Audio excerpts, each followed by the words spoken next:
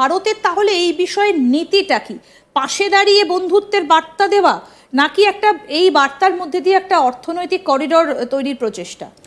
দেখো, অর্থনৈতিক করিডোর প্রচেষ্টা যদি হতো তাহলে তার অনেক রকম সাইড আছে, যে অর্থনৈতিকভাবে ট্রানজ্যাকশনাল রিলেশনশিপ তৈরি করা। তার জন্য তো নিশ্চয়ই কোনো একটা দেশ ক্রাইসিসের জন্য ওয়েট করবে না যে ওখানে ভূমিকম্প হবে তারপরে আমরা ঢুকে তার সাথে আমরা অর্থনৈতিকভাবে একটা রিলেশন তৈরি করবো, এটা সম্ভব না। বাজার দখল করা বলো যাই বলো, সেটার জন্য কোনোদিন ক্রাইসিসের জন্য ওয়েট করা যায় না। That cannot be the policy. সুতরাং ভারতের ইনিশিয়াল এবং বেসিক পলিসি হচ্ছে যে মানুষের পাশে দাঁড়াতে হবে, মানবিকতার পাশে দাঁড়াতে হবে। তার জন্য কি হলো দেখো, একটা জিনিস তোমাকে আমি এক্সাম্পল দিচ্ছি, এই পুরো গোটা জিনিসটা থেকে বাইরে বেরিয়ে সেটা এক্সাম্পল দিচ্ছি। ভারতবর্ষে কিন্তু বহুকাল ধরে রিফিউজিরা আসে, ঠিক আছে? ভারতবর্ষের মধ্যে কিন্তু কোনো নির্ধারিত রিফিউজি পলিসি নেই, ঠিক আছে? ভারতবর্ষ কি করে, যারা যারা শরণার্থীরা আসে তাদেরকে ভারতবর্ষ ট্রিটমেন্ট দেয়, খাবার দাবার দেয়। কেন?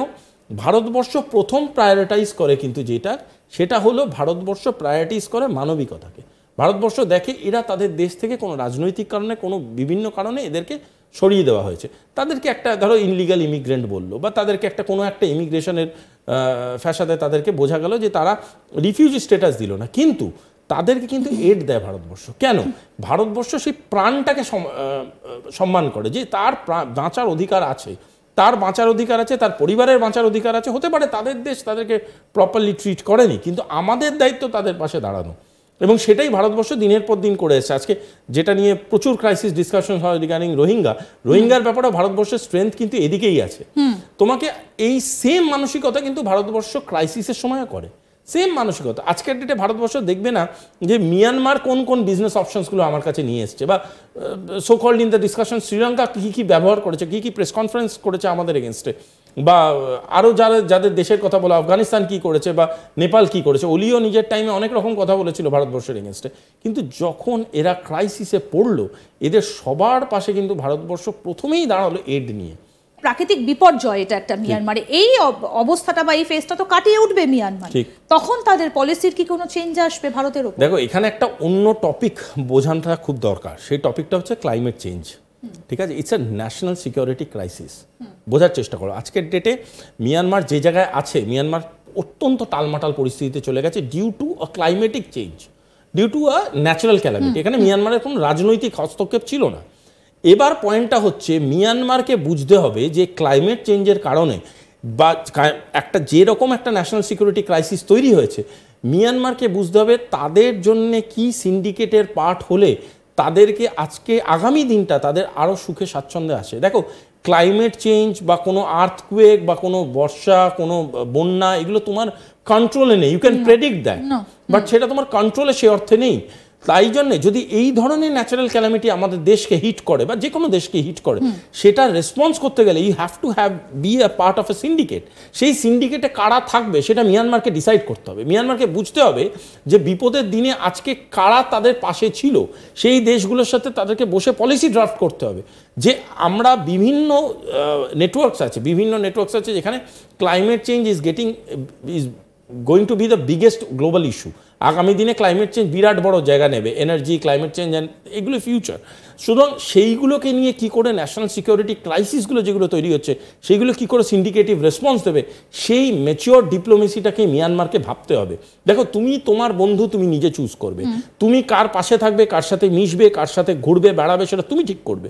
কিন্তু তোমাকে কিন্তু সেই সচেতনতাটা গ্রো করতে হবে যে আজকের ডেটে আমি যখন বিপদে ছিলাম তখন আমার পাশে কে কে দাঁড়িয়েছিল, এবং তাদেরকে ধরে তোমাকে নির্ধারণ করতে হবে তোমার আগামী রূপরেখা। And Myanmar has to do this. Myanmar have to understand the changing order of the global diplomacy.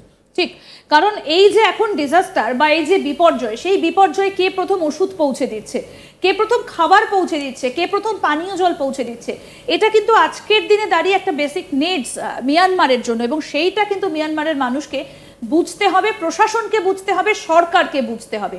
কিন্তু চীনের কথা আমরা আলোচনা করছিলাম যে চীনের কিন্তু বরাবর এই স্বভাবটা রয়েছে, কোনো একটা জায়গাতে তারা এগিয়ে যায়, যখনই সেখানে একটা বিপর্যয় ঘটে পিছু টান দেয়। আমরা শ্রীলঙ্কার ক্ষেত্রে এক ঘটনা দেখেছি, আমরা পাকিস্তানের ক্ষেত্রেও সেই কথা দেখেছি, আমরা বাংলাদেশের ক্ষেত্রেও সেটা দেখেছি, এবার আমরা মিয়ানমারের ক্ষেত্রে সেই ঘটনা দেখতে পাচ্ছি।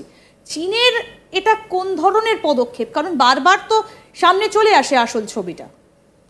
এর উত্তর তো গালিবের কাছেই ছিল, দোস্তি সবকি বাত নেই, सबकी बस की बात नहीं है, এটা গালিবের কথাতেই ছিল, দোস্তি সবকি বস কি বাত নেই। চীন বন্ধুত্বর মতো একটা সম্পর্ক তৈরি করতে পারে, সক্ষম তাদের অর্থনৈতিক অবস্থানের জন্য, কিন্তু বন্ধুত্ব অনেক রেসপন্সিবল একটা সম্পর্ক।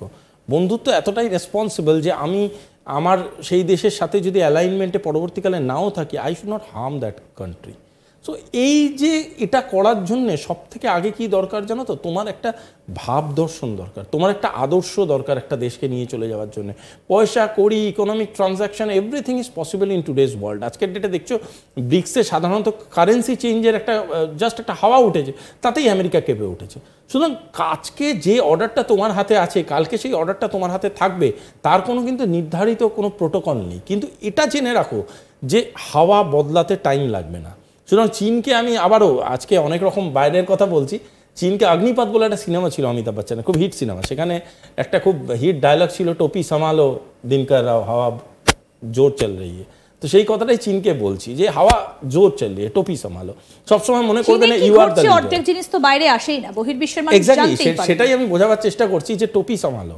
সময় কিন্তু ভালো নয়, তুমি তোমার সাইডটা চুজ করো, ডোন্ট চুজ ইউর এনিমিজ বায়াসলি। তুমি বোঝার চেষ্টা করো কোন দেশ কার সাথে আছে। চীন কিন্তু already in the settlement mode with India. চীন কিন্তু বুঝতে পারছে যে আগে যে একটা কন্টেস্টিং মোড ছিল সেটাকে আস্তে আস্তে আস্তে আস্তে ডাইলিউশনের দিকে নিয়ে এসছে।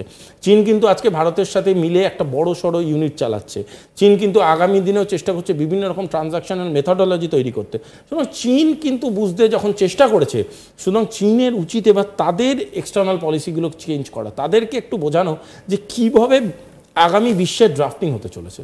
এই আগামী বিশ্বের ড্রাফটিংয়ে তারা যদি তাদের এই প্রচণ্ড হার্ড কোর বিজনেস মাইন্ডসেটটাকে ধরে রাখে, তাহলে কিন্তু বহু দেশ তাদের হাত ছেড়ে বেরিয়ে যেতে চাইবে, এবং চাইবে এমন কোনো একটা বন্ধুকে খুঁজে পেতে যারা বিপদে আপদে সবসময় পাশে দাঁড়াবে, এবং তারা সবার আগে রেসপন্স দেবে তাদের মানুষের পাশে দাঁড়িয়ে, এবং that is and does India is the alternative. একদম, কারণ ভারত হতে বুকে দম লাগে, যে কথাটা নিয়ে আমরা এই আলোচনাটা শুরু করেছিলাম। শত্রু দেশকে বুকে টেনে নিল ভারত, ভারত সেনা। কেন? সেটা নিয়ে আমরা আলোচনা করছি যে ভারতের কাছে প্রথম হচ্ছে মানবিকতা। এই যে অপারেশন ব্রহ্মা আমরা যে আলোচনাটা দিয়ে শুরু করেছিলাম, এই অপারেশন ব্রহ্মা কতদিন পর্যন্ত চলবে, ভারতের এই মুহূর্তে কি পলিসি, যদি আরও একবার আমাদেরকে জানান। দেখো, ভারত মিনিমাম এবং প্রথমে মিনিমাম ইনফরমেশন পাওয়ার পরেই এই অপারেশনটা ড্রাফট করে ফেলেছিল। ড্রাফটিং ওয়াজ হোয়াট, এড পৌঁছে দিতে হবে মিয়ানমারে। মিয়ানমারে বিভিন্ন যারা ধ্বংস অবশেষ বহু রকমের যারা এফেক্টেড এরিয়া, সেখানে ভারত মেডিকেল এড, বেসিক যত রকমের খাবার দাবার, মেডিসিনস, এবং সবথেকে বড় যেই জিনিসগুলো সেটা হচ্ছে বিভিন্ন রকমভাবে